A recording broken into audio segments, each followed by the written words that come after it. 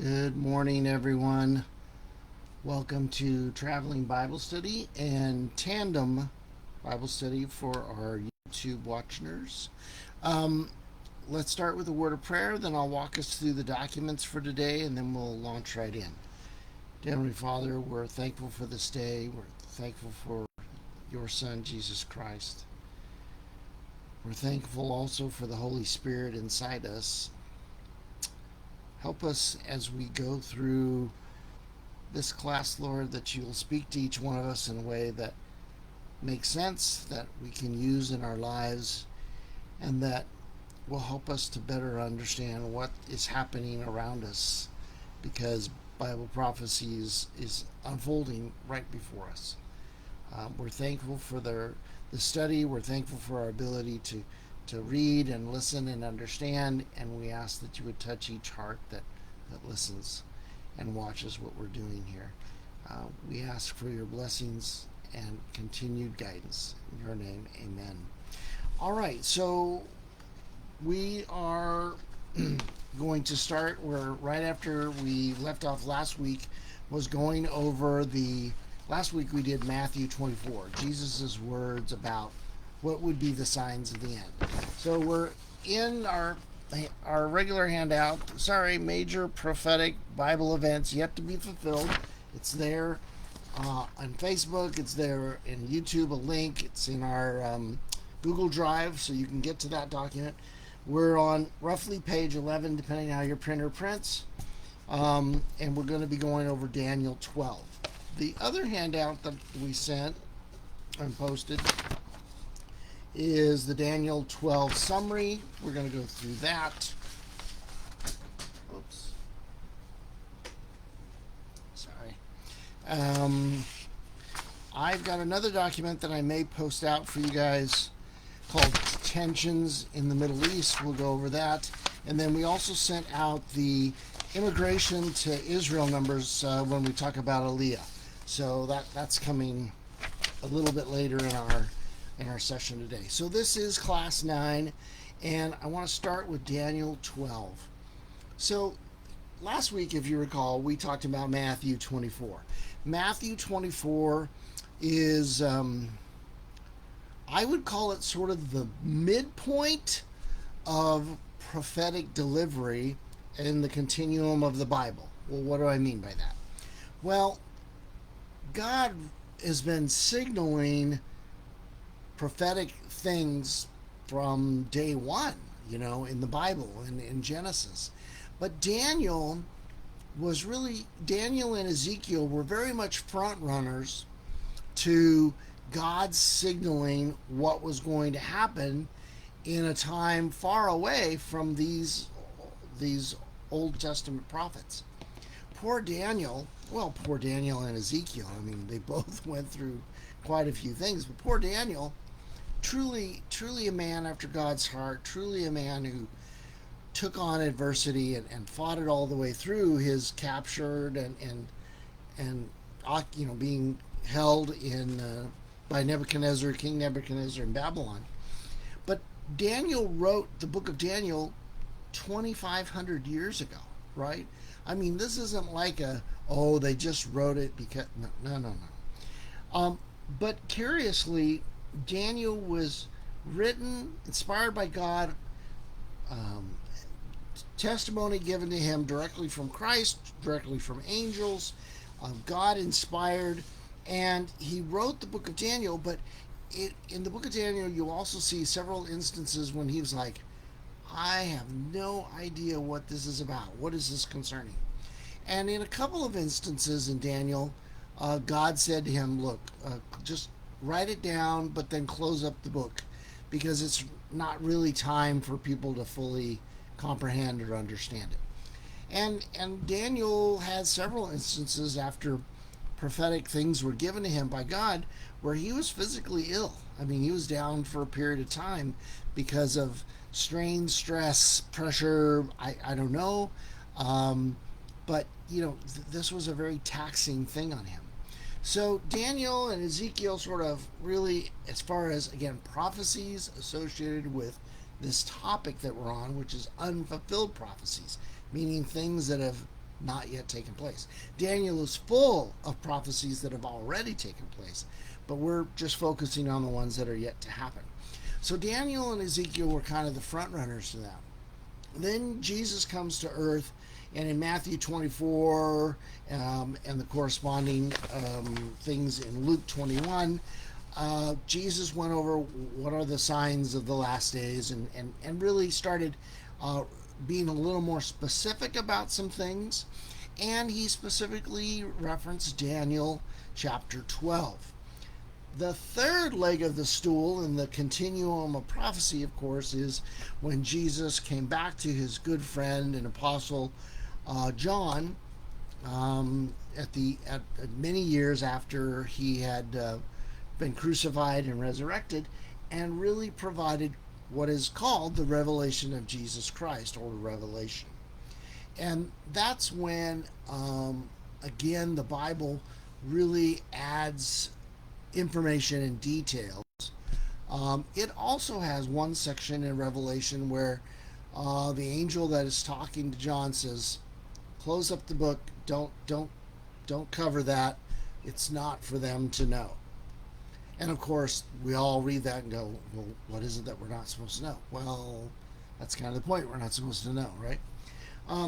So let's talk about Daniel 12. So I know we did Matthew 24, it's sort of in the middle, but I want to talk about the precursor of Daniel 12. So what I'm going to do is kind of go through this Daniel summary. The thing that I guess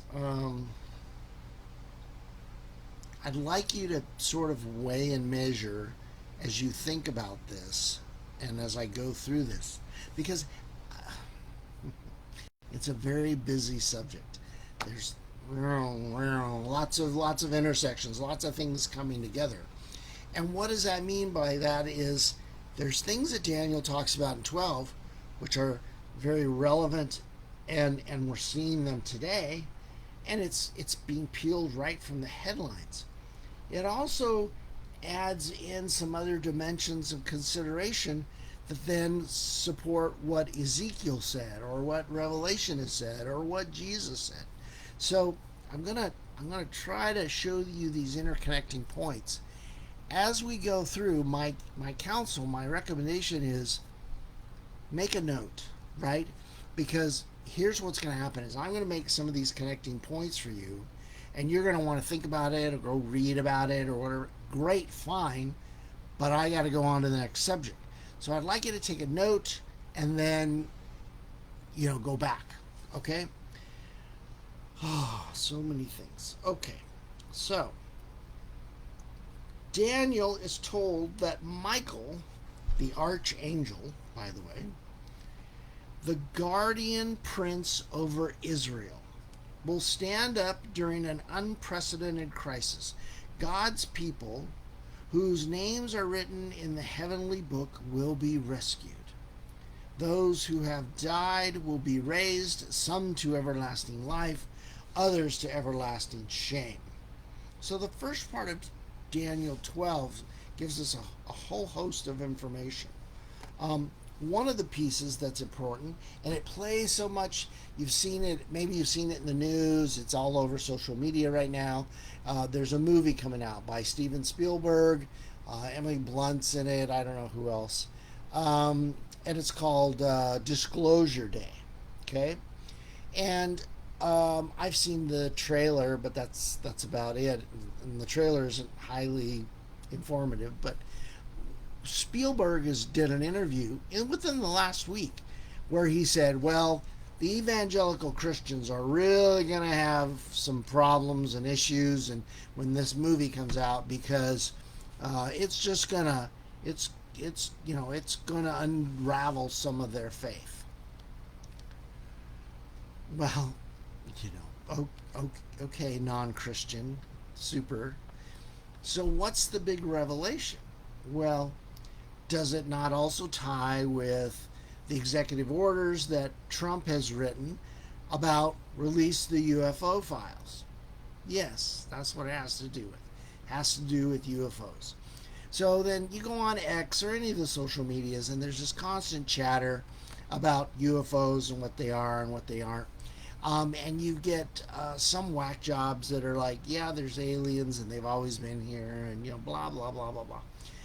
I will tell you, Jan Markell um, did a with Olive Tree Ministries out of Minnesota, did a very nice video, talking podcast thing, and an article in her newsletter about we've never been alone. Who are you kidding? Go back to the days when Jesus was on earth, and he would deal with demons and casting out demons. Go back to the book of Genesis and read about the fallen angels, right? So, but do I think there's little personally, do I think there's little green men running around from Mars or Saturn or no? No, I don't. Do I believe that there is a demonic, spirit-filled realm around us? Yeah, for sure. Have I seen it? Yeah, I think I've seen it a few times.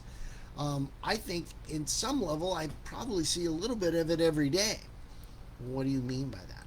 Well, I don't know how much you guys are around different people, but I'm around the public a fair amount.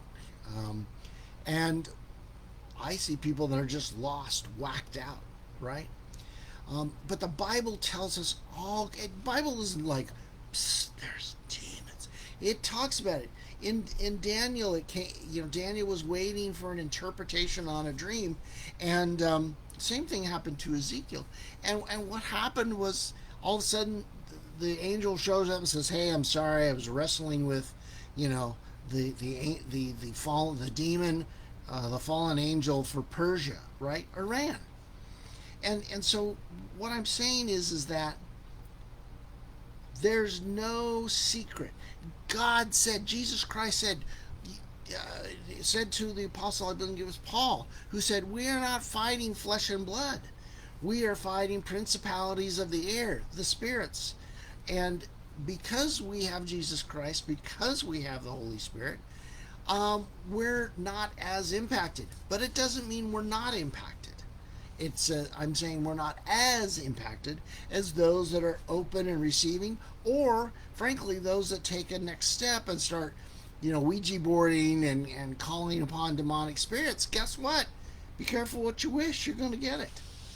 You know, Kelly and I find Kelly tells a great story about her life many years ago about how she really felt these evil spirits, and she ended up going through an emotional time about it. I will tell you, I've come to the practice of keeping our Bibles open in our home, and that sounds like, well, why, Tony?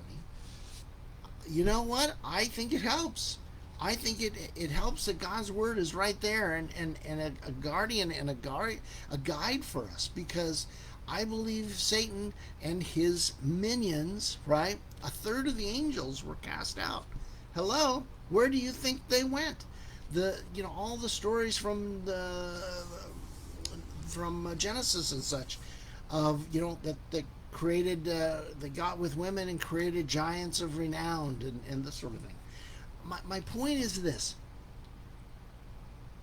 somewhere we know the rapture of the church is going to take place. And remember, we did that class. We are going to have, let's call it, millions of people gone in an instant, in the twinkling of an eye. Could be even bigger if God takes all the kids. I personally think he's going to take all the kids, but the Bible doesn't specifically say. Okay? So think about that. All of a sudden they're gone. Well, how do you think the knotheads here on earth are going to explain that?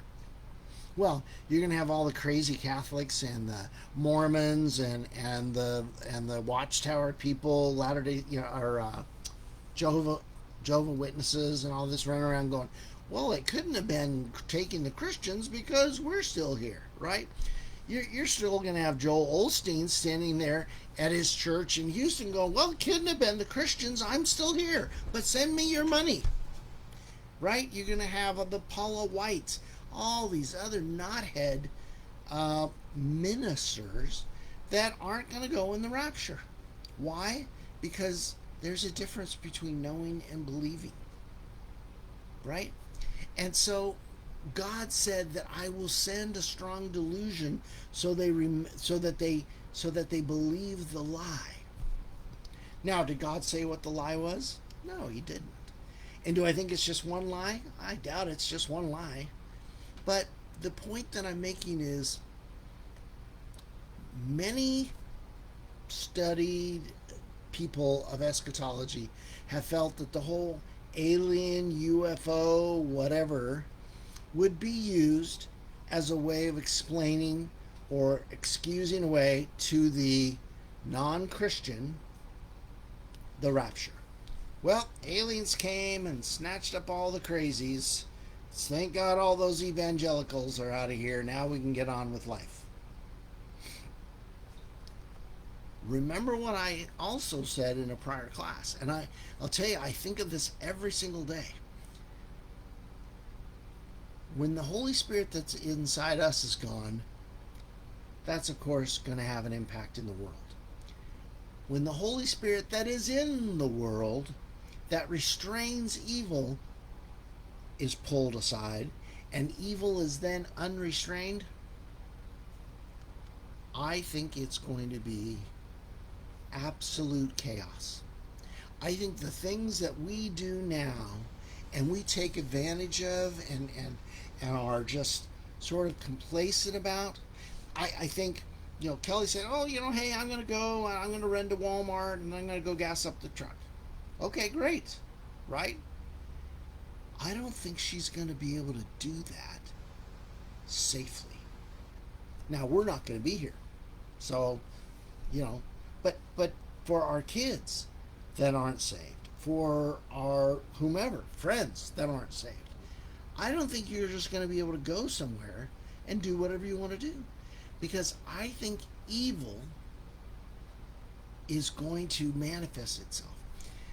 Here lately, God's had me in a role where I'm around the public a lot, interacting with the public. Is it my favorite thing? I'll be honest, it's not my favorite thing. But that's what God has me doing. So, okay, that's what I'll do.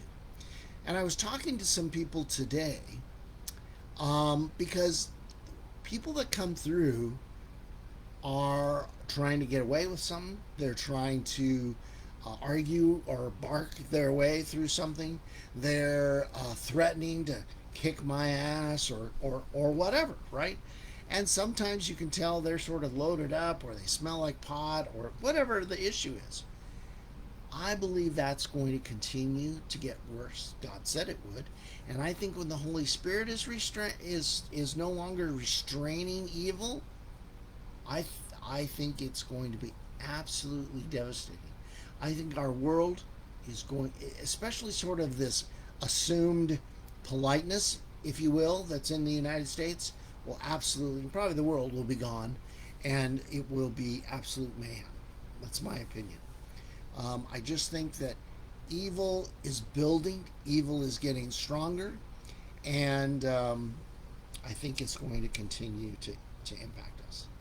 I think the other point that I want to make here is that Israel, and there's lots of bad news about Israel right now, right? Oh my gosh.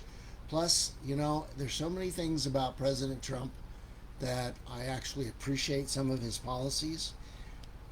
But if there was ever a guy that should just occasionally shut up, he's it.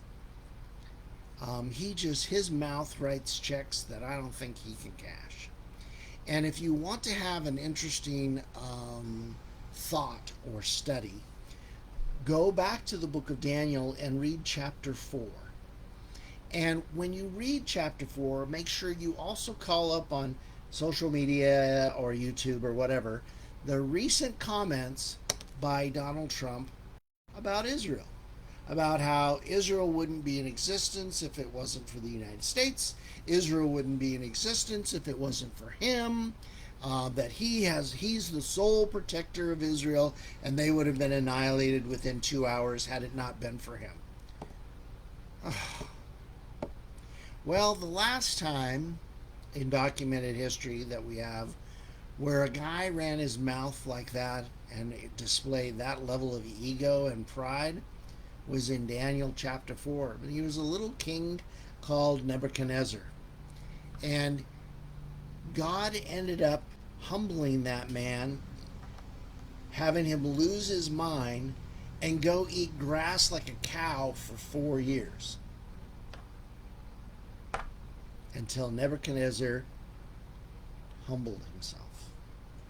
So, as one Facebook, or not Facebook, sorry, X person said on a post that I actually enjoyed, is if we see Trump out on the front lawn of the White House eating grass and acting like a crazy man, then we will have seen Nebuchadnezzar part 2. The, the point of Daniel is there's so many pieces. So number one, understand that an archangel protects Israel. Gonna protect them, guys. So you can be mad at Israel, you can not like their politics, you can have all these things, but God has said, whether you like it, support it, agree, God didn't ask for your vote. He said, this is my chosen people, and I put Michael the archangel to oversee them and to keep them safe. And guess what? He will. So this deal that Trump's got going, the MOU, which I'm not even going to comment on because few people have seen it, right? So I can't comment on what I haven't seen. But is it a shock? Is it a shock to me as a Christian that studies Bible prophecy? Is it a shock to me that Iran's going to keep its regime in place? No, because we know they have to be in place for Ezekiel 38 and 39 to take place, right? We covered that. Is it a shock to me that this is just a U.S. only deal and Israel is going to be isolated by this deal? No, not a shock to me. Is it a shock to me that that through this Trump's been saying negative things about Netanyahu, about Israel, about we're not going to tolerate this, we're not going to stand this, blah blah. Does that shock me? No. Does it shock me that he says maybe we should have Syria, the head of Syria, who's a terrorist, right? Former head of ISIS. Let's have Syria take care of Hezbollah in Lebanon. Does that shock me? No. Why? Because we know something's going to happen. It's still yet future, where Damascus, which is in Syria, is going to do something that really ticks somebody off, and they end up getting the entire city of Damascus demolished, never to be populated again. Now, what kind of a thing would destroy a city to the point that it could never be populated again? Well, that doesn't sound like conventional bombs. Could it be nuclear? Don't know. So you get my point. We're seeing all these things. This is just the news in the last week, right? Just the last week.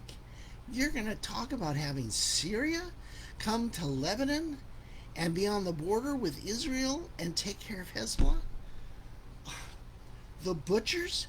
These guys go and kill right and left in Syria. They kill the Kurds. They kill the Druzels.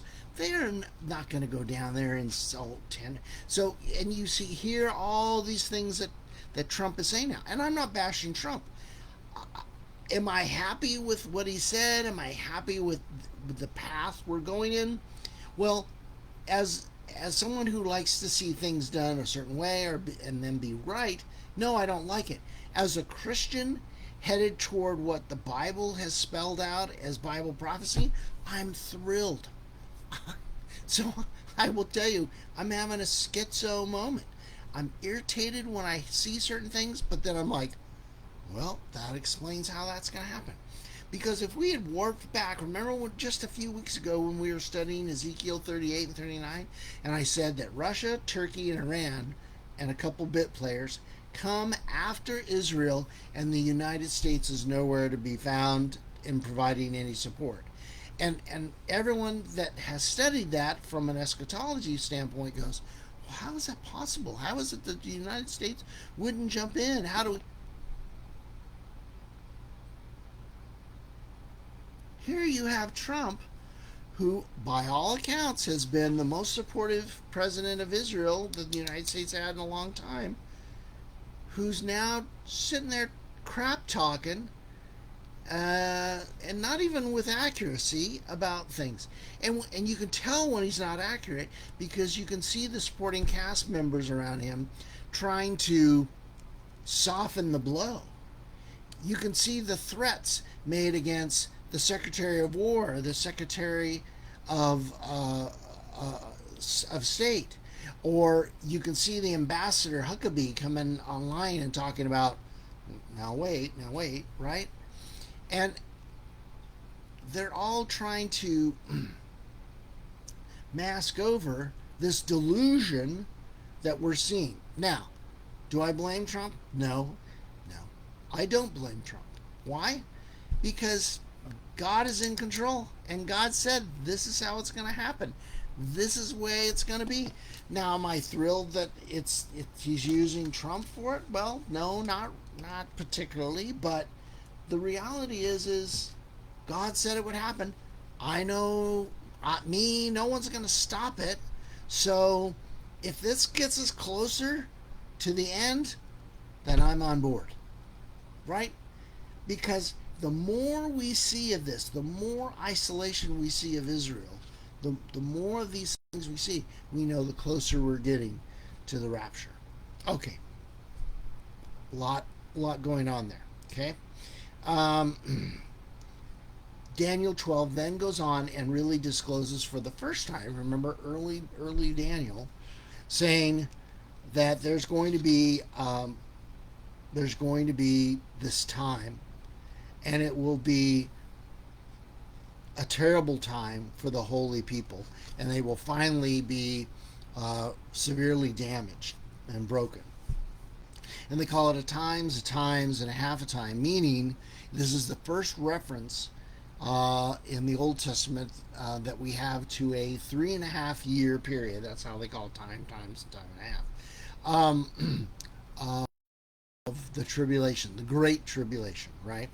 Or what is also called the time of Jacob's trouble.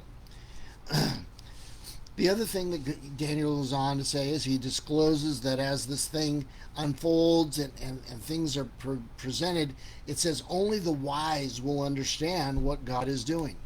Well, we talked about that in the last couple weeks, I think, where I said, isn't it funny? I mean, Kelly and I marvel at it all the time. We'll see something, and everyone around it is acting like that's normal and that's just part of the day. And Kelly and I are looking at each other going,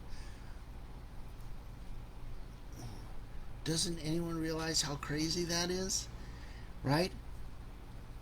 How about how people are acting on planes, or how all these teenagers are taking over these flash mobs, and and people are going to these resorts and getting mugged, killed, raped, kidnapped, right?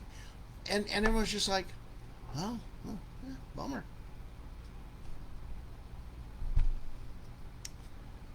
We are entering a time where God's people see what's going on. Daniel then talks about a time during that tribulation period that will be 1290 days, and then he talks about happy is the one who endures 1335 days, which we know to be that 45-day extra period of administrative time that we'll talk about later, that's outlined more clearly in Revelation, right? So we know that Israel is special to God. They are the chosen people. Like it, don't like it, they are. And again, this is the God of Israel. Oh, no, yeah, it is. It's the God of Israel. Might as well just call him that, because that's what he is. Okay? So, continuing on, Daniel is the first one. Jesus repeats it in saying that this time of 3.5 years is a time of distress such as never occurred Um, so it is clearly profound. It is clearly a problem. He refers to one of the first references to the book of life, right? Where people whose names that believe in Jesus Christ are in the book, right? And we know that as Daniel was going through this and he was trying to make sense of what was provided to him as he conveyed it, we know from Daniel 12 that the command to shut up the words and seal the book, it's not that this is designed to forbid study, but it's there to preserve the prophecy for future readers who will need it most, which is us. Okay.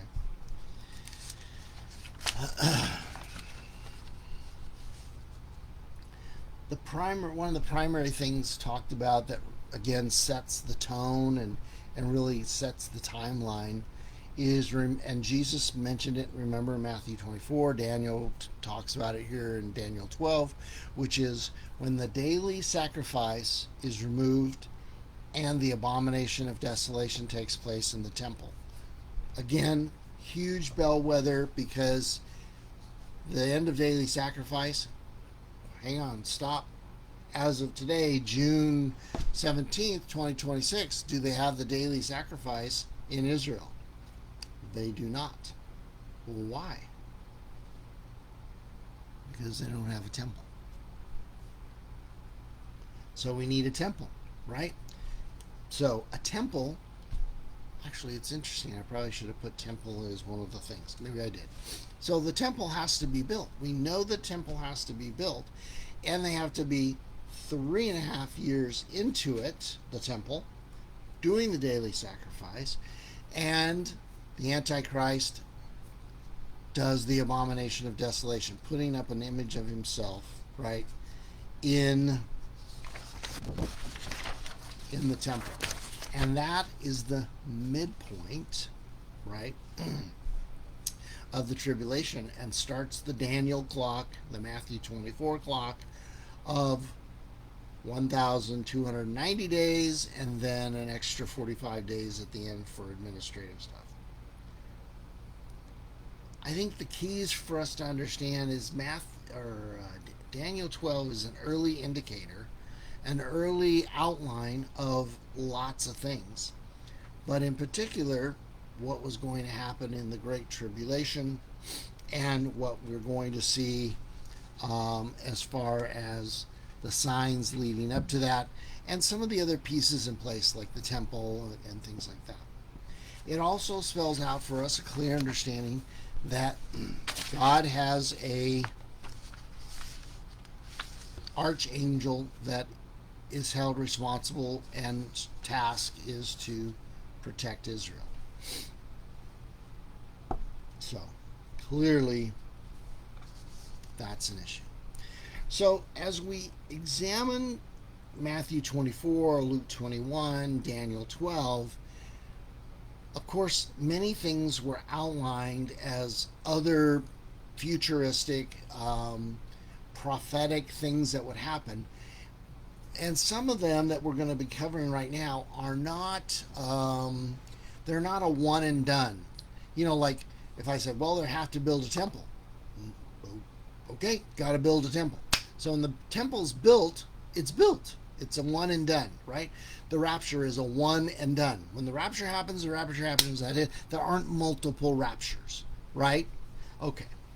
But some of these are more, as Jesus said, they will be like birth pangs. They'll grow in intensity and pull back, and grow in intensity, and both intensity and frequency, right? So let's cover some of these, and I want to cover some things that are sort of important. Growing tension in the Middle East. Well, that's a tough one to measure, because all the way back to the book of Daniel, the Middle East has always been a hotbed of war and takeover and persecution and casting the Jews out and then coming back and casting them out and coming back.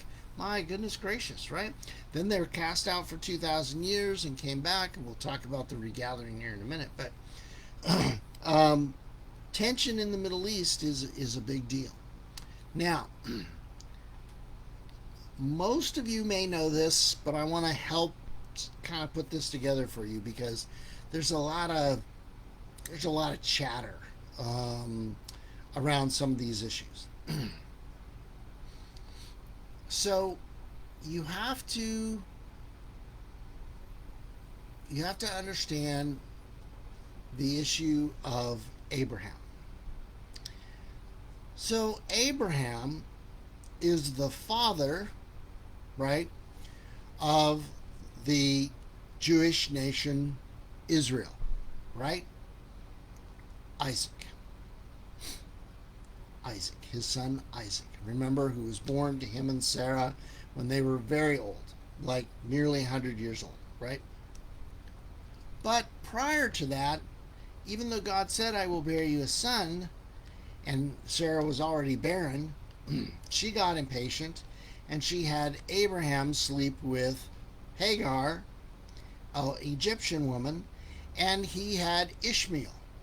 So understand a couple things about the family tree. When you hear Trump or anybody talk about the Abraham Accords, right? That's because both Jew and Arab see Abraham as the father, the earthly father. In the Quran, they recognize Abraham. In the Bible, they recognize Abraham. Right? You with me? Okay. So we have this little family tree issue. Okay? Abraham being the father, he has Ishmael and he has Isaac. God said in the clearest terms, I will bless Ishmael and give him lots and lots of descendants, right? He gave him 12 sons, right? However, let me read a little something that's important. You shall call his name Ishmael, because the Lord has heard your affliction. He shall be a wild man, his hand shall be against every man, and every man's hand against him. And he shall dwell in the presence of all his brethren.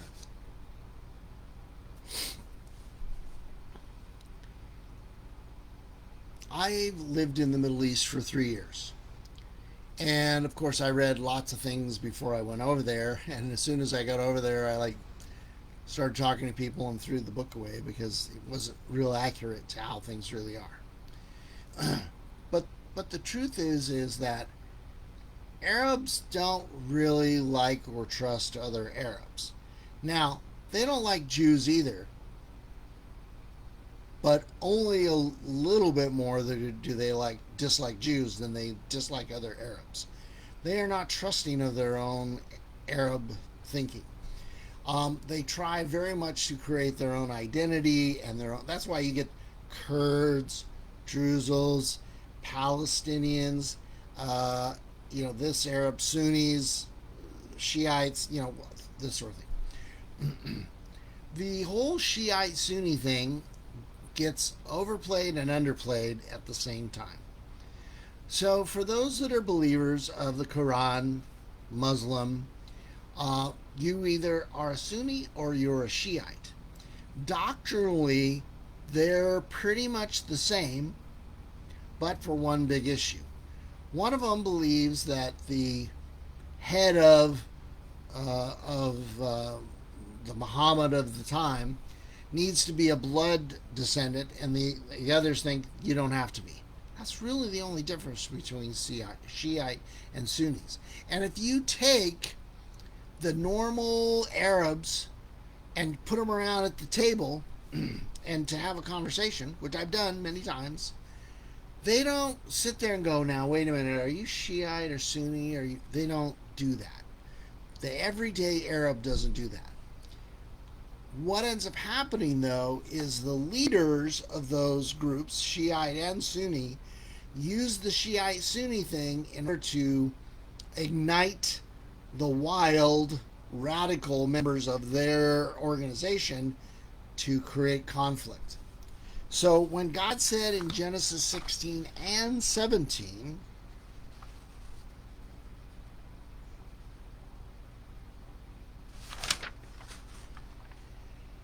And this is the second reading in Genesis 17. And as for Ishmael, I have heard you. Behold, I have blessed him and will make him fruitful and will multiply him exceedingly. He shall beget 12 princes, and I will make him a great nation. But my covenant I will establish with Isaac, whom Sarah shall bear to you at this set time next year. Then he finished talking with Abraham, and and God and he walked away. The point that I'm making is that a lot of times people wrestle around, and we've talked about this in this class before, about the covenants. The covenants that God made with Abraham, he turned around and repeated to Isaac and Jacob, right? He didn't make that covenant with Ishmael. It doesn't flow to Ishmael. It doesn't flow to the Arabs. But what he made clear is that the Arabs will live and be amongst themselves, but they will constantly be at fight and turmoil. They will be an ass of a man, right? Well, think of that from today's headlines, right? United States negotiates with Iran.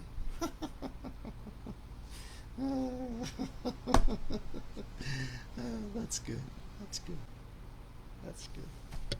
So, what are the tensions? There are so many tensions in the Middle East, I can't even begin to tell you. One of the tensions then is the whole Arab Jew thing. The other is Arab thing. The other is just because they're an ass of a man. Seriously, they are an ass of a man. I have met some of the most sophisticated, educated Arabs, are very articulate, and and they'll be very proper. While I was schooled in England, and blah blah blah blah blah blah blah. And then when they get into a what I call native setting, oh boy, they are wild. They are wild. Their mouths are wild.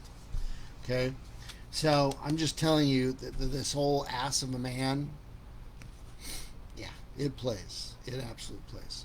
So because of that, you have these ethnic differences that they just pound on with each other. They're constantly looking to be the head of the Muslim world. So you had the Ottoman Empire, then you had the Persian Empire, and you still have that fight going on today. So Turkey will say, oh, we hate the Jews and blah, blah, blah. But at the same time, you don't really hear them opposing the United States and Israel bombing the snot out of Persia. Aren't these their fellow Jews? Yes. Well, why aren't they opposing that? Because it's beating down the Persian Empire, and the Turks want to revive the Ottoman Empire, so my enemy's enemy is really my friend. So there's huge political, grinding going on, and they have this constant state of tension. The only thing that they sort of all have in common or in mind is that the Arabs hate the Jews. And this goes all the way back to, guess what? Abraham.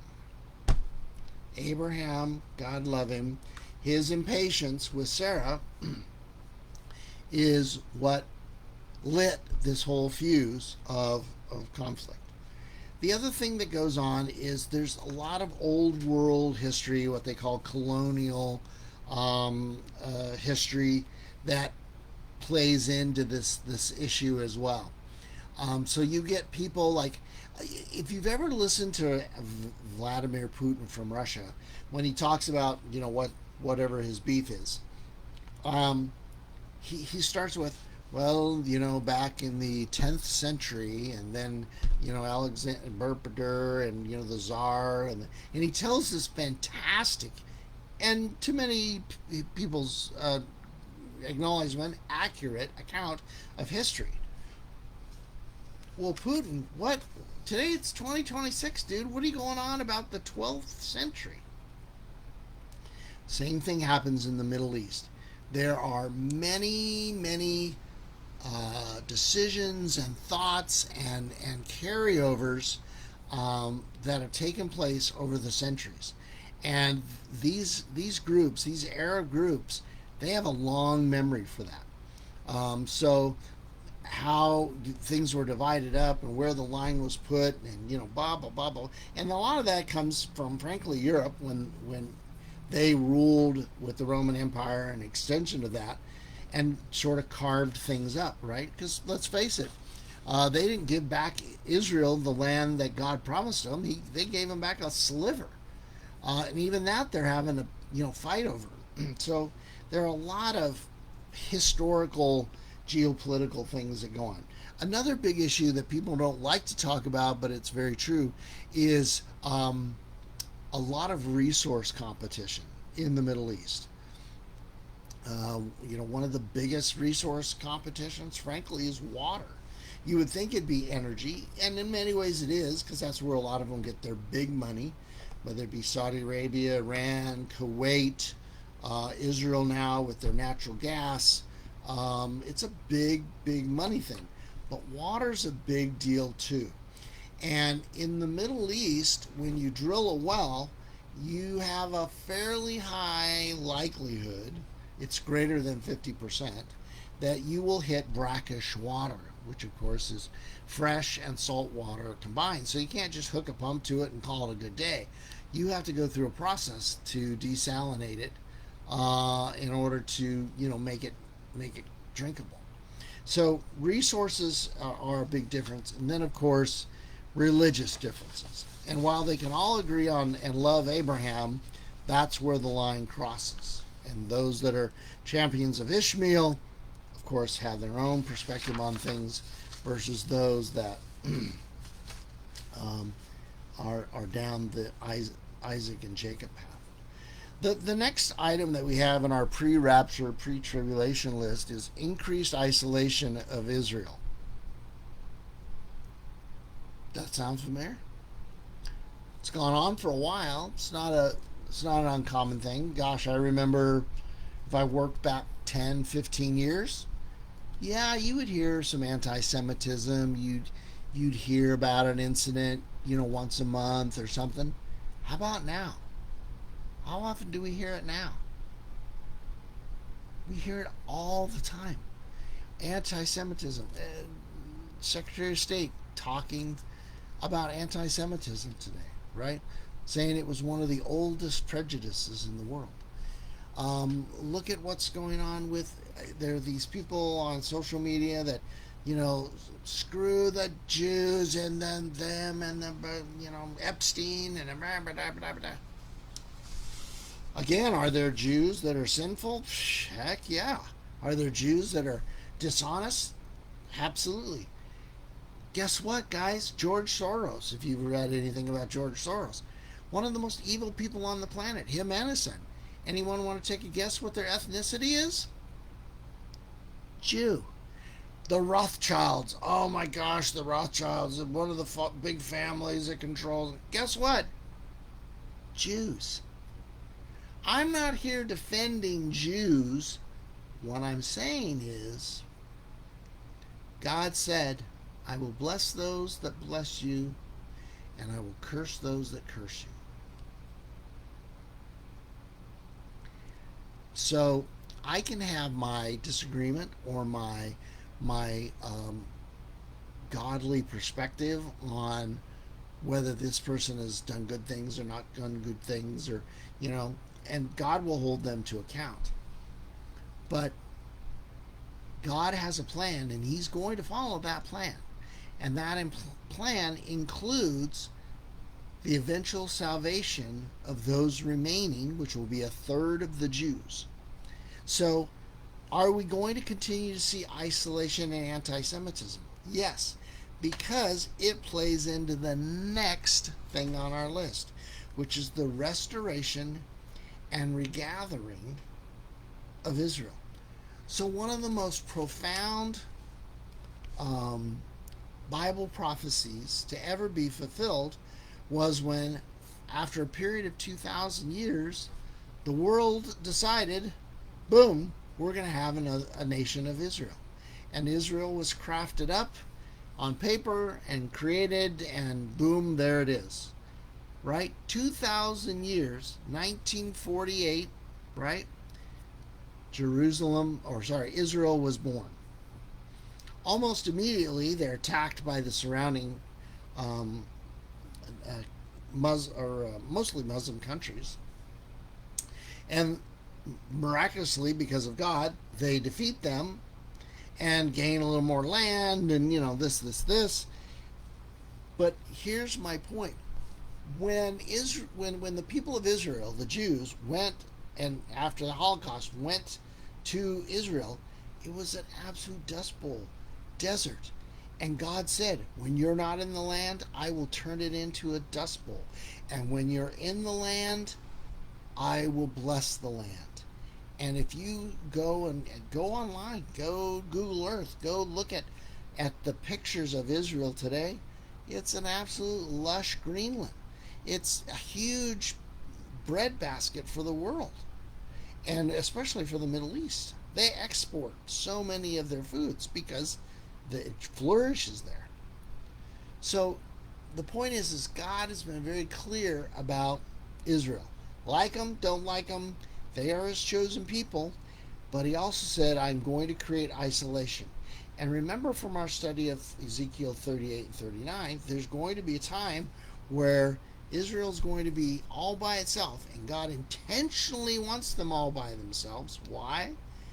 Because when he defeats those armies on the hills of Israel, he doesn't want anybody, he doesn't want a Donald Trump running his mouth saying, well, look what I did, I saved them again. Nope. He's going to come in, and God is going to absolutely annihilate 5/6 of all of those armies and do serious annihilation of those countries in their homeland. And one of the reasons God said he's going to do that is so that he can demonstrate to people that he is God and he will protect his nation of Israel. So when my dear President Trump says, well, Israel would have been gone if it weren't for me, bull. Nothing could be farther from the truth. And you know what? When you run your mouth off like that, pretty soon you're going to be out on the lawn eating grass. Or, I guess your statement of you're not sure you're going to make it to heaven, well, that's a pretty safe bet. Keep running your mouth like that, and that shows you have absolutely no understanding of God, God's plan, the Bible. So, I don't know. I'll be honest. I'm frustrated for today, but I'm excited about what it means for tomorrow. Because I've always thought, man, it's going to take some serious long-term time for the United States to turn its back on Israel. I thought that a week ago, 2 weeks ago. I don't think that now. I don't think it at all.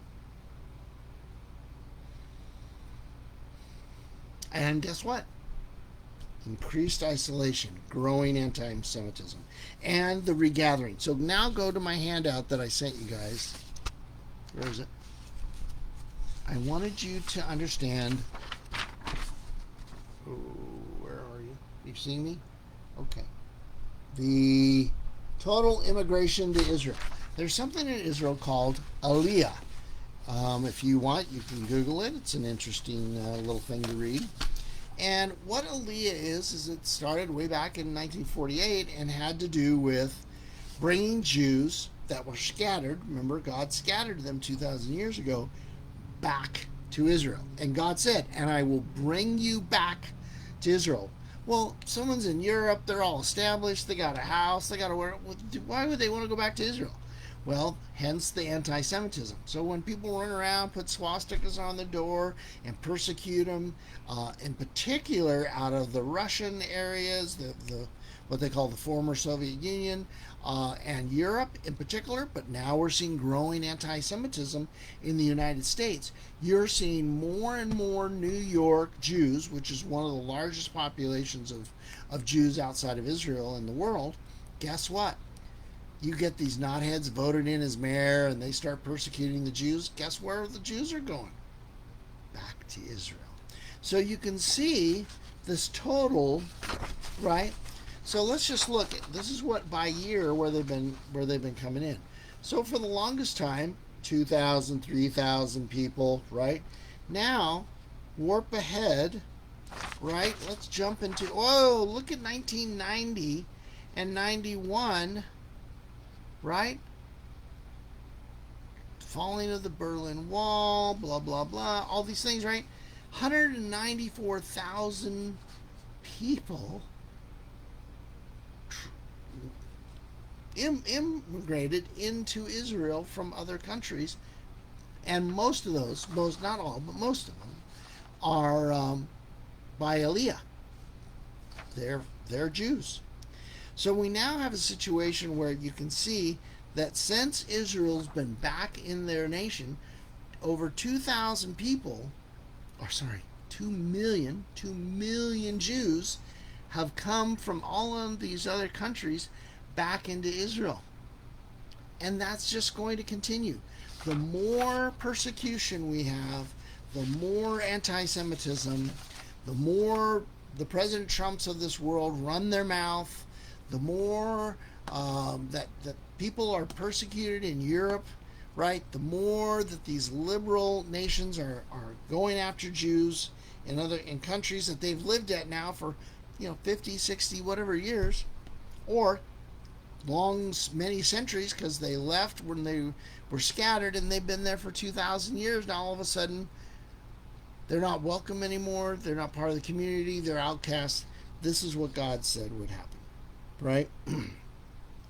And so that's why we're seeing this huge surge in population in Israel.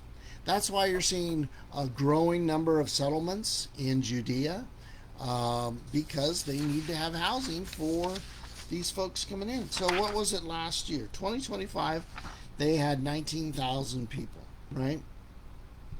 Kind of a low year, a year of war, October 7th, fallout from that. But the point is they're going to continue. You're going to continue to see big numbers of people moving back into Israel as they're as they've been regathered. Because God said, "I will bring you back to Israel." And what the Israelis are going to find up until the midpoint of the rapture is they're safer in Israel than they are any other country. It's true. Now, where it gets weird, of course, and God talks about it, is at that midpoint of the tribulation. That's when God is going to allow the Antichrist to overrun Israel, right? And kill 2/3 of the Jews. And a third of them will flee to Jordan area at Petra. So it's coming. So, we've only been on this class now for 9 weeks. Hence class 9. But every week that goes by, there's more news that feeds exactly into what God has said is going to happen. So next week we'll go on with pre-rapture, pre-tribulation items that are taking place. Surge in deception, increase in knowledge. We'll keep going through and doing our stuff, and we'll get through quite a few of these, and then we'll get closer to some of the other upcoming major events and prophecies that are going to be taking place. So imagine, if you will, I had a conversation today with a gentleman who was telling me how frustrated he was. He's a non-believer at what's going on in the world and how people were behaving and how evil, his words, evil was ramping up. And he says, I just think it's going to get better. I think things are going to level out here. And I said, no, I don't think so. And shared with him that, I don't believe the Bible said things are going to get better. And that's where I look to for what's going to happen in the future. See, people feel it, they see it, they experience it. And I think it's a topic of discussion you can have with folks. And there are many that believe Well, it is going to get better. We as Christians, we're supposed to make it better. And when we get it better and things get closer to being really ideal, that's when Jesus will return, which is a total whacked out, non biblical thinking. That's not what the Bible says. He says it's going to get worse. He says if I hadn't shortened this deal, no one on earth would be alive. Everyone would perish. So Jesus, God the Father, they know, right? They've seen the beginning, they've seen the end, they know how the movie goes. The names in the book of life have already been put there. They're not written in every day. Oh, hey, Tony got saved, let me write Tony. No, my name's already there. Hopefully your name is already there. If not, I pray that you would hear this message, hear what we're talking about, see the things going on around us, and say, how is it that the Bible is so accurate to what is happening today? One last story that I'll tell you is I was talking to a person today who was mentioning that at the major retailers, before the end of June, they'll be receiving their shipment for Halloween.